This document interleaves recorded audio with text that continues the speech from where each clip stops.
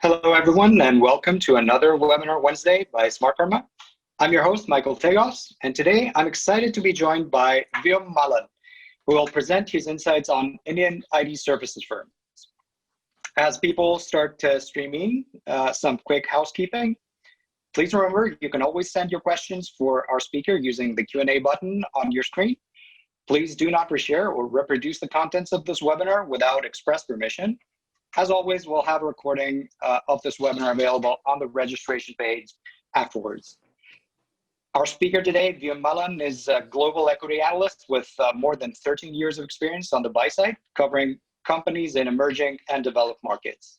Wium specializes in fundamental and quantitative analysis on companies in the internet, telecommunications, media, technology, IT services, healthcare, pharmaceutical, and other industrial sectors.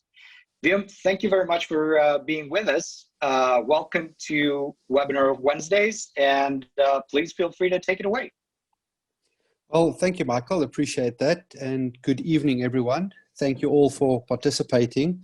So as Michael has alluded, today I'm going to take a look at the Indian IT services sector with a focus on the four larger companies in the sector, which is Tata Consultancy Services, Infosys, HL Technologies, and Wipro. So in the slide deck that we'll go through, I'll give a quick overview of what's happening within the industry, what the performance has been by the companies, what some of the differences are between these companies. We'll look at the valuations and then obviously what my picks and pans are at the moment. So quickly, just background from myself. As Michael has mentioned, I've got a buy-side background covering mostly emerging market stocks for more than 13 years, and I've been looking at this sector specifically for over 6 years.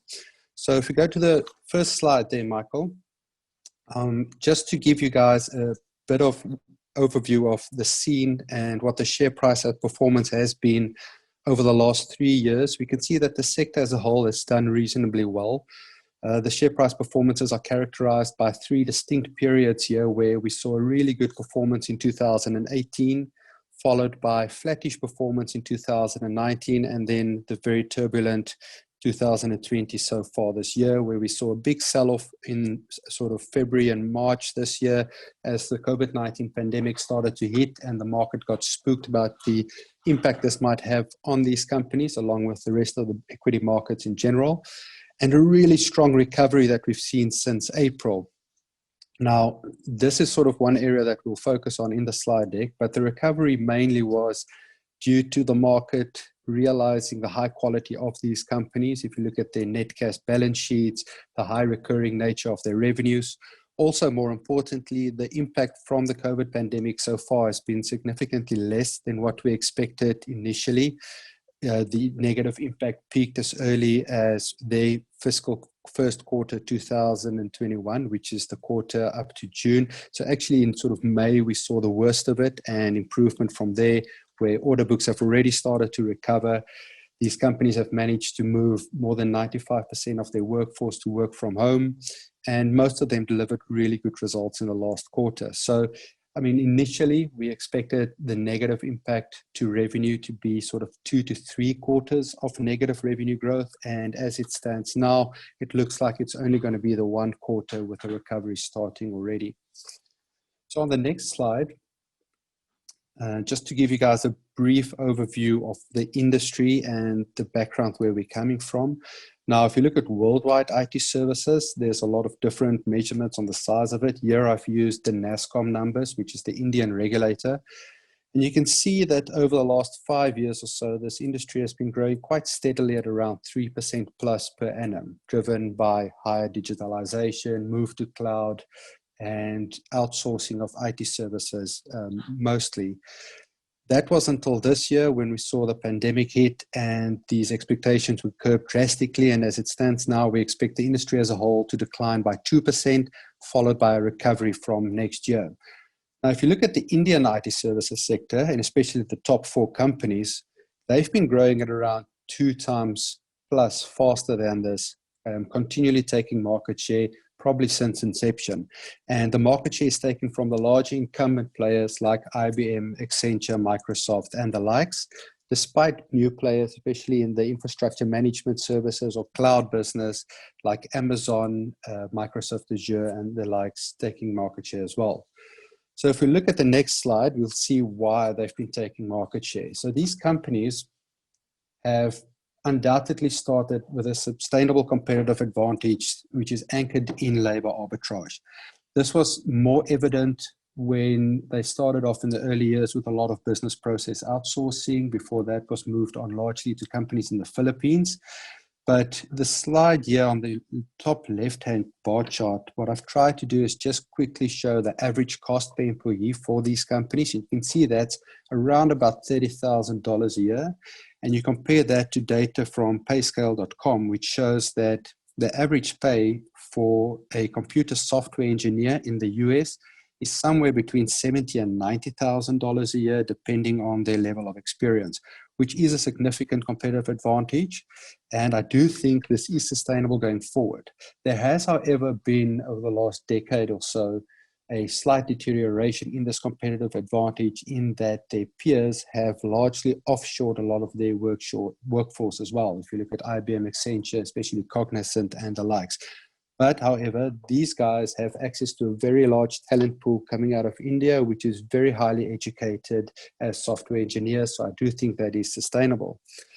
What they've also done is use this competitive advantage to grow in scale. So if you think about your typical IT services contract, more than 95% of work is done for repeat clients, which means that scale and trust is enormously important. And you can see how they've grown if you look at the number of large clients as well as the number of employees. For example, TCS has gone from 200,000 to 450,000 employees in a decade. So you get sort of a virtuous cycle that's created here by them winning contracts with larger clients. They are able to scale up, which allows increased trust and winning of even more clients at larger levels, etc., etc. What also helps these companies, and we'll talk about that later, is their very strong balance sheets. They all have extremely large net cash balances on the balance sheets, which helps instill that trust with the clients. So on the next couple of slides, starting with next slide 5, I'm just going to take you through a couple of the main differences between the 4 big players, starting off with where their exposures lies, and this is from a revenue point of view. So you can see on the left-hand bar charts that they're all heavily exposed to the US and Americas as a whole. So that doesn't really differentiate them, although if you look within the verticals, you can see TCS and Infosys has more exposure to the financials within the US, which is interesting. So if you look at the North American numbers, Infosys has actually been outperforming TCS, especially due to the different performance within the vertical sector. What does help TCS, however, and it's a big tailwind for them, is that they've got the largest exposure to Europe. Now, Europe is a very exciting market in that the outsourced IT services, independent outsourced IT services, is really coming off a very low base. So the European firms were slower than the US companies in outsourcing the service. So the growth rates are significantly higher.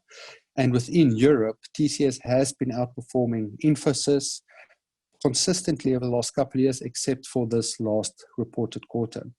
Also within the US, we've seen HCL Technologies perform the best, but a lot of that is driven by software as a service type products, so software and platform that they've been selling, which we also need to sort of be cognizant of, and I'll take you through a bit more detail later on.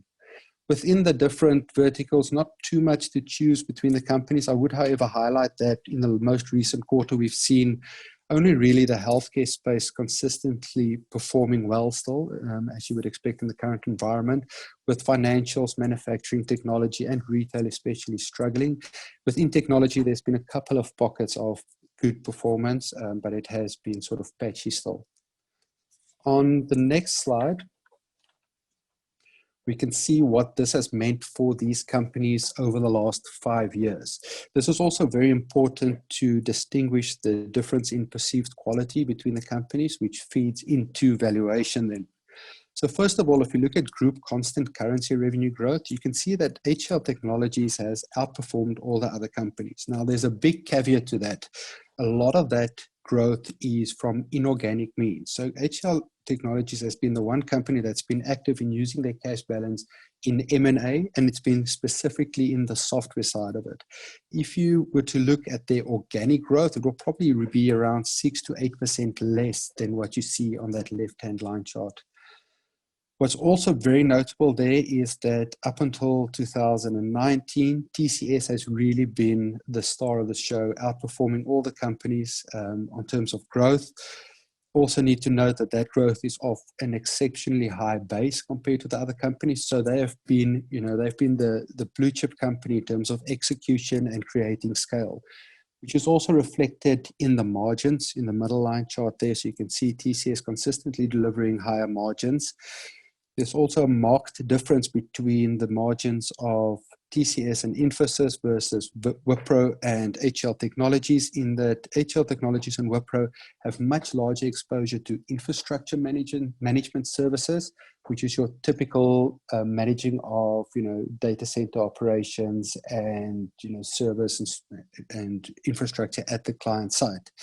So if you look at Wipro, for instance, that has caused them to have the lowest return on invested capital versus these companies. Wipro also owned a lot of data center operations, which they have now divested. They actually divested it in 2018. And you can see in the return on invested capital, there's a clear inflection point in March 2018 as that has happened. Also notable under the returns is how HL Technologies' return on invested capital has deteriorated over the last 5 years, which has driven a lot of the discount rating in this company. That obviously is a result of all the acquisitions they've done and the amount of goodwill and intangibles that have been recognized. And then obviously TCS as the clear leader there. Now, if you look at all of this, this has all been reflected in their relative valuation levels historically, with TCS commanding a significant premium, followed by Infosys, and then lagged by HL Technologies and Wipro. On the next slide, it's just a quick overview of my internal proprietary corporate governance assessment methodology. I won't go into too much detail here, but the key takeaway, first of all, is that the sector as a whole and all these companies score really well relative to the rest of the global emerging market universe. This is mainly due to the very high level of independence on their boards. They've got a solid track record of economic value creation for minorities. There's a very high level of information disclosure. And then also there's large equity exposures by the founder companies for all companies except for Infosys maybe, and that really aligns their interest with that of minority shareholders. If there are a few weaknesses here, what I would highlight is the still inefficient balance sheets. Although I do realize the need for these companies to have high net cash balances, it does reduce the returns to minorities. Also, the dominant shareholder structures within all companies except Infosys makes it difficult for the companies to take really good independent decisions. There's also limited disclosure around the exact management KPIs, although I have to note that these companies do have very good employee shareholders plans in place. So the remuneration policies are aligned to a large extent. And then with the case of TCS only, they don't give any guidance, where the other companies will give guidance on revenue growth and operating profit margins. On the next slide, I think it's important to just quickly take a look at the different ownership structures and management dynamics within these companies. And I'll start with Tata Consultancy Services, which is still 72% owned by the Tata Sons Group. This is generally regarded as the top management team, as is evident by their revenue growth and profitability and return profile. We have to be wary of one issue, which is regarding a still ongoing legal battle between the previous chairman, Mr. Cyrus Mistry, and the Tata family. Although this seems to have blown over and stability has definitely returned to the company, so I don't think it's a massive issue anymore.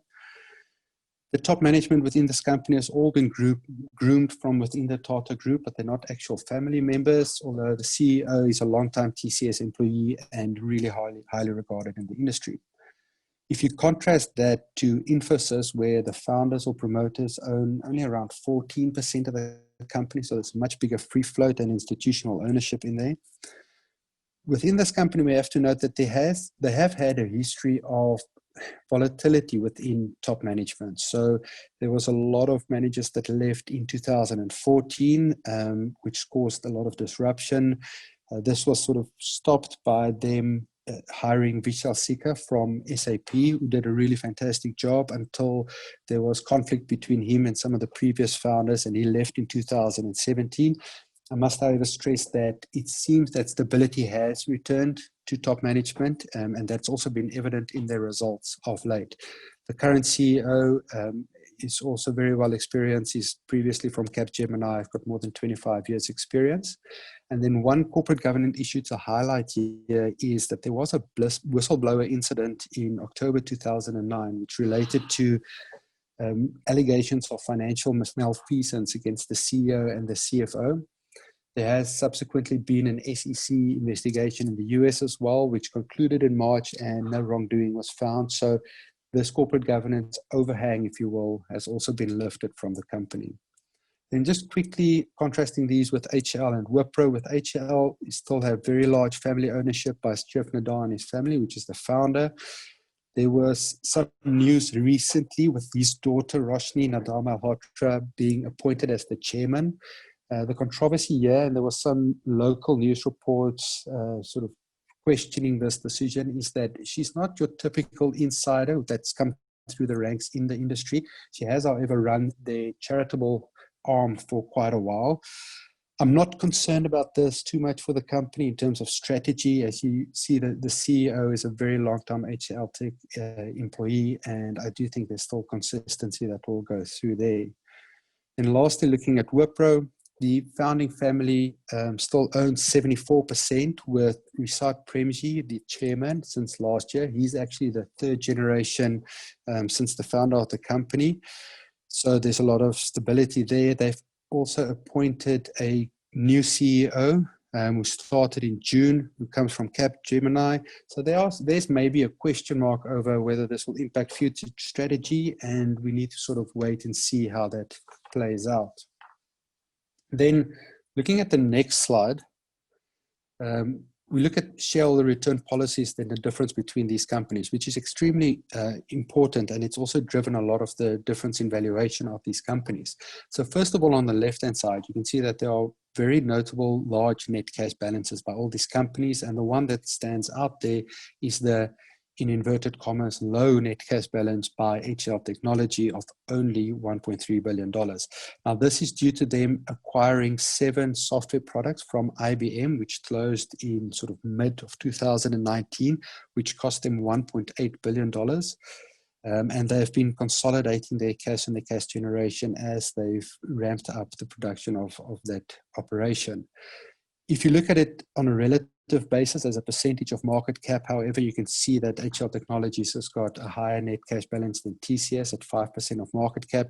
Infosys is also very large, but the clear standout is Wipro, which is one of the big reasons that's one of my relative picks in the sector. Now, focusing on that and looking at the right-hand table, which shows what they've done with the cash in terms of dividends and buybacks, they don't have a formal dividend payout policy that clearly states how much they pay, and they've been topping that up with ad hoc buybacks. In the last year, they've done significant buybacks. Now, going forward, given the continued uncertainty we've seen with the COVID-19 impact, I'd be surprised if there's a really big short-term catalyst with them returning a lot of cash to shareholders. But longer term, there definitely is scope to increase this. And this could be a value unlock going forward. This has also prompted me to look at Wipro on a net cash basis or ex-cash PE basis, which I'll look at later, which does give some valuation support. The company has looked at M&A in the past, but they've done very small things, so I don't think that'll be a big game changer. Looking at the other companies, the one that stands out for me also is TCS, and TCS is sort of my lowest pick here and the least favorite company. And the one area I think I might be wrong, or I could be wrong on TCS, is if you look at the dividend payouts and their dividend yield. So they're the only company that's got a policy of paying out around 85% of net income. The dividend yield is very attractive, which I'll show later. and with them continuing to upstream as much cash as possible to the Tata Sons Group, especially in a current environment of low interest rates, could be very attractive and could support their premium rating. The other two companies, Infosys pays out around 50% of net income, topping that up with buybacks. So I think there's also maybe room for more upside given their performance and the cash. And then with HL Technologies, they pay out 50%, but this is split between dividends and buybacks. So the dividend yield will always be lower. And I think as the software business gets consolidated within the numbers and cash generation improves, we could see more returns there, or there could be more M&A activity. So that really informs a lot of the valuation support between the companies. Looking at the next slide, we can focus sort of on the shorter term and the history and what has actually happened with COVID-19 and their recent financial performance. So it was very remarkable from these companies how quickly within a couple of weeks they were able to have more than 95% of their employees working from home, which really limited the supply side impact to their revenue growth. There was, however, a significant downturn in the last reported quarter, which is the calendar quarter to second quarter 2020, their first quarter, fiscal quarter for the year 2021, as these companies all have March year ends. So we saw organic constant currency revenue growth turn negative for all the companies, excluding Infosys. Now, this was largely driven by delays in settling demand-side deals. There's issues with visas, travel, and the companies have had to move to contactless engagement with their clients, which did result in some weakness going into sort of the early part of the quarter. Now, if you look at the constant currency revenue growth numbers, you can see HL Technologies still had the better numbers, but if we strip out the impact from the acquisitions, which is the IBM Products acquisitions, you can see that they've also struggled in this quarter. Just a quick word on that acquisition. So that was finalized in June of last year. The company initially guided that they could add around $650 million of revenue per year from this, and are currently tracking slightly behind this. With the coming quarter now, they will actually lap this acquisition, so the numbers will become much more comparable, and we'll get a better feel of what they've been able to do with the software business. Infosys also, up until the end of last year, 2019, their really good numbers needs to be put into context of a really poor 2018 that they have. So they were lapping pretty weak numbers, although the last quarter was very, very good. Things have improved so much in the industry that we actually saw both HL Technologies and Infosys reinstate their guidance, which was for, sort of stable to improving margins, but more importantly, a return to growth on the revenue side, especially particularly if you look at it on a quarter-over-quarter basis. On a full year basis, the guidance would imply around 0 to 2% growth for Infosys, and still a decline for HL Technologies of, say, between -2 and -1%, which really shows the impact of them lapping that acquisition. It has also been incredibly noticeable how resilient these margins have been, and that's been a big surprise to the market as well. I would caution, however, that if you look at these margins, there could be some short-term wins there in that all four of these companies instituted pay freezes to their employees, and I'm not sure how long that can be sustained. There's also discretionary cost cuts that they could do, like less travel, less visa issuance costs, which is usually a big thing for them. But it shows that they have been able to manage well through at least the beginning part of this crisis. For me, the bigger discussing here and the biggest controversy is how the current environment with companies working more from home will impact the longer term revenue growth for this business. And so we could see an acceleration of cloud adoption, and we could see sort of an increase in revenue growth as well. On the next slide, just a quick trend that I wanted to mention on why I like HL Technologies. If you look at the left-hand side, HL and Wipro have historically had very high exposure to infrastructure management, but they are growing faster, or at least HL Technology is growing much faster into products and platforms, which is a higher growth business. It's got better margins and a better working capital cycle, and we've already seen their returns improve. On the next slide, then, something that is very topical and headline grabbing is the issue around H-1B visas, which are very important for these companies. I won't labor too much on the issue. This has been, we saw a freeze in June 2020 by the US administration. This was also a very big issue in the previous presidential election.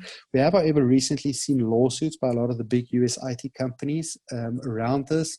And we've seen them relax some of the travel restrictions already. From the IT services companies' perspective, what they've been trying to do is onshore a lot more in the US.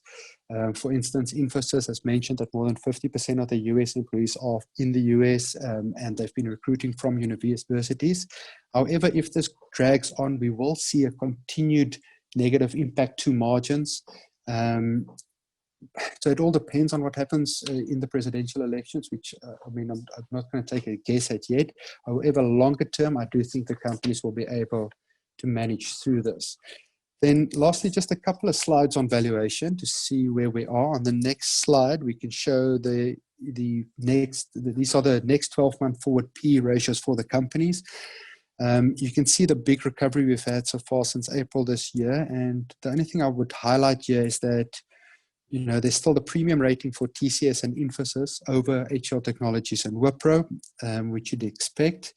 But all four of these companies are currently trading above their historic average levels. Looking at some of the earnings upgrades, you can see where these changes in rating has come from. For TCS, there's been a continual downgrade in earnings expectations, which has driven a lot of their earnings or their rating upgrade along with poor share price performance, while with HL Technologies, there's been continual upgrades as the market has digested their software business acquisition. There's also been two periods. You can see the previous quarter results at around April, which was disappointing, and the market's starting to factor in the weakness from COVID-19, and then the big surprise we've seen in the last reported quarter and the following earnings upgrades, especially for Infosys and Wipro, which has really outperformed during that period. On the next slide, I just quickly want to highlight why, from a valuation perspective, TCS, although it is the high quality company, is my least favorite company. So historically versus their peer group, they've traded at around 35% premium, and currently they're trading at a 45% premium. There's also been a big step change in that relative valuation if you look at 2018, and that is really when they started increasing dividend payouts. So over the last 3 years, they've traded at around 40% premium, and at current levels, I do think it makes me cautious given the slightly excessive levels. On the next slide, looking at Wipro and why I do like the company at the moment, if you look at their forward P ratio, excluding cash for all their peers and themselves, historically they've traded at around 20% discount, which seems fair given their track record performance and the quality and their exposure. But this, even with the relative outperformance, is still at around a 40% discount, which does give some valuation support. Quickly on the next slide, there is a comp sheet showing the different dividend yields and the premium that Tata has there, which you can have a look at. It shows the returns, etc., and the growth expectations. But I just wanted to highlight where my valuations are at the moment, where for Infosys, HL Technologies, and Wipro, they're actually kind of trading at around fair value. With Tata Consultancy, I think there's actually downside to the current share price, which will then leave me to the last slide. And just to conclude, as you would have seen here, overall, I am less bullish on the sector at the moment, mostly over the short to medium term, given the share price performance we've seen, a re-rating from the March lows, and the very limited upside, if any, that we have at the moment. However, longer term, I am still bullish on the sector as a whole, given the high quality of these companies, their sustainable competitive advantage. I think there's scope for improved cash returns, especially in a low interest rate environment. And then my relative picks in order of preference would still be the top pick for HL Technologies, as I do like this evolution of theirs to software as a service, being more of the revenue. We've got recovering returns. There's some valuation support, and I do think the earnings upgrades could continue. Followed by Wipro with the valuation support and the large net cash balance sheet, as I alluded to. Then after that, Infosys, although they have been doing phenomenally well on execution and the governance overhang is behind them, they've outperformed so much already that, I'm not as constructive on the name. And then the last pick would be Tata Consultancy Services. As I mentioned, this is the best-in-class company. This is probably the company you want to own over the long term, but currently trading at all-time valuation premium, relative growth, underperformance over the last while, despite geographic tailwinds from their large exposure in Europe and the continued earnings downgrades. So thanks, Michael. I think that concludes my slide presentation, and we can see if there are any questions. Thank you very much for that detailed presentation, Wium. That was definitely very, very in-depth, I think, and very presenting a very clear picture. So we are a little bit pressed for time, but I would like to ask you. So you mentioned those companies quite high exposure to the U.S. And I wanted to ask you that in the short term, given the current situation in the U.S., do you think that this could turn into a bigger challenge than expected? Yeah, I mean, that's a fantastic question. And maybe if you go back to slide number, let me just check here, slide number 5, which shows their exposure. This is definitely the topical one. So we've had a freeze on the H-1B visas. It's something that the media likes to write about, and the share price does react on this. The current polls show that we could get a change in administration, which will definitely be a positive for these companies. If we don't get that, there will definitely be a negative headline news impact. But I do want to stress that, these guys have, entrenched themselves in the US with operations there. I don't think it's going to be a game changer for them in terms of ending their operations if there is further restrictions. They've built up a client base and a trust base that they will remain relevant. It will, however, come with increased costs. Now, what is also interesting, if you look at Infosys, they disclose to us the percentage of their efforts, so amount of people that are actually onshore at companies versus offshore, which is mostly in India. And that trend has actually gone the way of increased offshoring, although they have said that they're increasing onshoring in the US. What that means is that whatever they have to increase onshore in the US, they can always make up in other geographies like Europe and the rest of the world, including Asia Pac, South America, etc. So although I do think there could be a negative impact to the cost structures in the US, I do think they'll be able to mitigate a very large component of that by sort of saving costs elsewhere. But longer term, it should cause for slightly declining margins maybe and returns. That being said, I do think the situation is still very binary. We've been through this before, and there is massive support from especially the US tech industry and universities, etc., to support this H-1B visa program going forward. I see. One question from the audience would be regard operating margins. So over the last 6 to 7 years, they've largely been supported by the India rupee weakness versus the US dollar. What happens, do you think, if this reverses, if the rupee starts appreciating versus the dollar? Yeah, that's a fantastic question. So definitely the rupee, if the rupee appreciates, we would get some headwinds to margins. It's interesting looking at it from a global emerging markets perspective, how stable the rupee has been versus the dollar compared to a lot of the other currencies. So I do think if you have that view that the rupee will strengthen from here, you should take into account that there could be some margin weakness. I don't think it will be massively negative in terms of the valuation and the overall cash flow generation, but it will undoubtedly be negative. If you look at this industry as a whole, there is very little pricing power to pass this on to clients. There's a lot of their, especially bread and butter, application development and management services, doesn't have a lot of differentiation to allow for increased pricing. So it is a factor to definitely be cognizant of. Excellent. Well, we're just about little bit over time, but it's not a big deal. I would like to thank you very much once again, Wium, and thank you everyone for being with us. So please note that if you have any more questions for Wium, if you want to engage him directly, please speak to your Smartkarma account manager. Look for the webinar recording shortly after the end of the session, and we hope to see you all at our upcoming webinars. Wium, thank you very much once again. Great, thanks Michael, and thanks everyone for participating.